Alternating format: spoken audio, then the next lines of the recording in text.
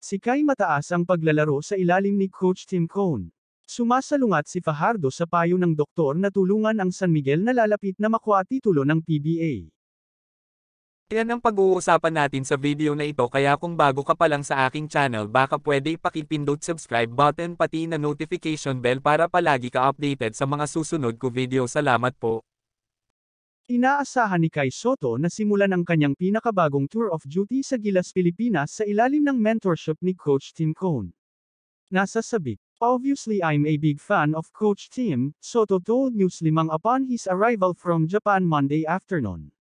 Ang 7'3" slotman ay babalik sa Gilas matapos mawala ang Cone-coached Gilas crew na nanalo sa Asian Games Gold noong Oktubre dahil sa kanyang commitment sa kanyang Big Club noon na Hiroshima. Noong nakaraang linggo, nagpalabas siya ng 26 markers at 11 boards para palakasin ang B-Corsairs sa 70-85 overtime win laban sa Chiba.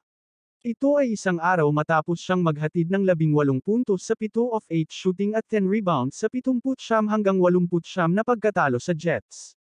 I'm 100% ready. Mas confident kaysa sa World Cup campaign, at siguradong malusog ngayon. It's going to be more exciting, said Sotto, who played through a back injury during the WC. Sumasalungat si Fajardo sa payo ng doktor na tulungan ang San Miguel malapit sa titulo ng PBA. Sa kabila ng pagharap sa mga isyu sa guya at pinayuhan na magpahinga, tinutulungan pa rin ni Junmar Fajardo ang San Miguel na makalapit sa korona ng PBA Commissioner's Cup.